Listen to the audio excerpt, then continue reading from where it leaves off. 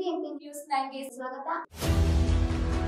ಬೆಂಗಳೂರು ಜಿಲ್ಲೆಯ ಹೊಸ ಭರವಸೆಯಾಗಿ BBMP news 9 Karnataka ರಾಜ್ಯ ವ್ಯಾಪ್ತಿಯಲ್ಲಿ ನಡೆಯುವ ಎಲ್ಲ ವಿಚಾರಗಳನ್ನ ನಿಮಗೆ ತಿಳಿಸುವ ಕೆಲಸ ಇಂದಿನಿಂದ ನಮ್ಮದಾಗಿರುತ್ತೆ.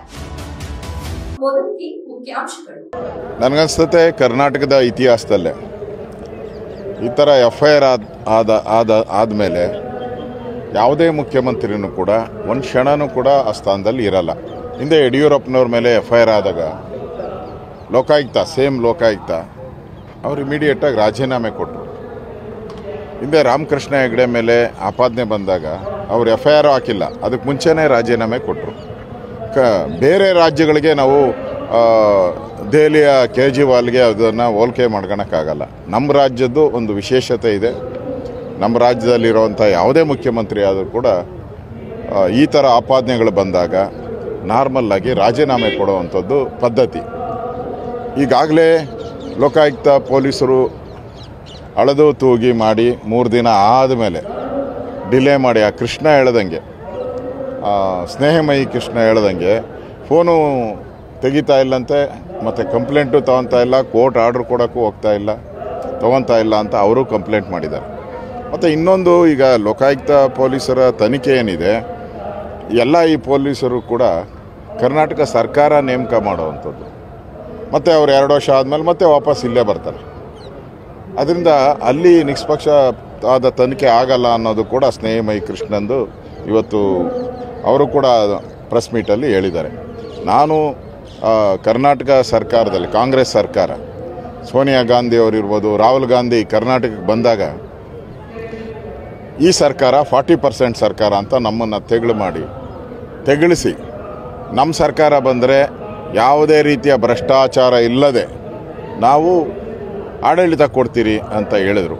ಈಗೇನಾಗಿದೆ, ಕಳೆದ 16 ತಿಂಗಳಲ್ಲಿ ಒಬ್ಬ ಮಂತ್ರಿನೇ ರಾಜೀನಾಮೆ, ಭ್ರಷ್ಟಾಚಾರದಲ್ಲಿ ಹಣ ಲೂಟಿ 189 ಕೋಟಿ.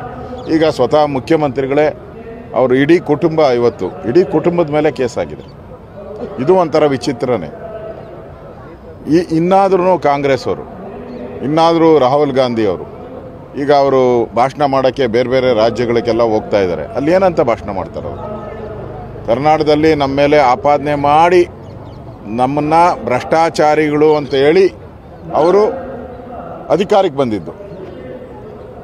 ಈಗ ನಮ್ಮನ್ನು ಭ್ರಷ್ಟಾಚಾರಿ ಅಂದವರು ಅವರೇ ಭ್ರಷ್ಟಾಚಾರದ ಕೂಪದಲ್ಲಿ ಮುಳ್ಕೊಂಡಿದ್ದಾರೆ. ನಮ್ದು ಯಾವುದು ಇದುವರೆಗೂ ಒಂದು ಪ್ರೂವ್ ಆಗಿಲ್ಲ. 40% ಅಂತ ಹೇಳಿದ್ರಷ್ಟೇ.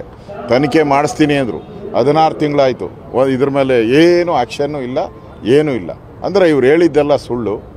ಓಟ್ಗೋಸ್ಕರ ಇವತ್ತು ನಮ್ಮ ಮೇಲೆ ಆಪಾದನೆ ಮಾಡಿದ್ರು 40% ಅಂತ. ಈಗ ಅವರೇ ಯಾರು ಮನೆ ತೀರೋದ್ರಲ್ಲ, ಕಾಂಟ್ರಾಕ್ಟ್ರು ಕೆಂಪಣ್ಣ ಅವ್ರು ತೀರೋಗಿದ್ದಾರೆ, ಅವರೇ ಹೇಳಿದ್ರು ಸರಿ ಇದು 40% ಅಲ್ಲ, ಇದು 80% ಸರ್ಕಾರ ಅಂತ ಹೇಳಿದ್ರು. ಅಂದರೆ ಈ ಸರ್ಕಾರ ಗೌರವಯುತವಾಗಿ, ಕಾಂಗ್ರೆಸ್ ಸರ್ಕಾರ ಗೌರವಯುತವಾಗಿ ರಾಜೀನಾಮೆ ಕೊಟ್ಟು ಹೋಗೋದು ಒಳ್ಳೆಯದು.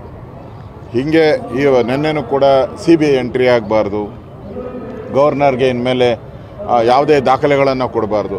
ಎಲ್ಲಿದ್ದೀರಿ ನಾವು? ಭಾರತ ದೇಶದಲ್ಲಿದ್ದೀರಾ, ನಾವು ಬೇರೆ ಪಾಕಿಸ್ತಾನದಲ್ಲಿದ್ದೀರಾ? ನಾವು ಯಾವ ದೇಶದಲ್ಲಿದ್ದೀರಿ?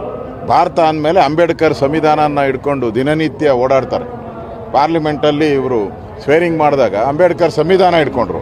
ಅಂಬೇಡ್ಕರ್ ಸಂವಿಧಾನದಲ್ಲಿ ಹೇಳಿದೆ ಹಿಂಗೆ ಭ್ರಷ್ಟಾಚಾರ ಮಾಡುವಂಥ ಅಂಬೇಡ್ಕರ್ ಸಂವಿಧಾನ ಹೇಳಿದೆಯಾ? ಲೂಟಿ ಮಾಡಿ ಅಂತ ಅಂಬೇಡ್ಕರ್ ಸಂವಿಧಾನ ಹೇಳಿದೆಯಾ? ಇದನ್ನೆಲ್ಲ ಅಂದರೆ ಹೇಳೋದೊಂದು ಮಾಡೋದೊಂದು. ಈಗ ಎಲ್ಲಿ ರಾಹುಲ್ ಗಾಂಧಿ ಬಂದು ಹೇಳಿ ನೋಡೋಣ, ಕರ್ನಾಟಕ ಬರೋಕ್ಕೆ ಹೇಳಿ ಅವ್ರಿಗೆ, ರಾಹುಲ್ ಗಾಂಧಿಗೆ ಬಂದು ಭಾಷಣ ಮಾಡಲಿ. ಈಗ ನಮ್ಮ ಸರ್ಕಾರ ಭ್ರಷ್ಟಾಚಾರ ರಹಿತವಾದಂಥ ಸರ್ಕಾರ ಅಂತ ಹೇಳಿ ನೋಡೋಣ.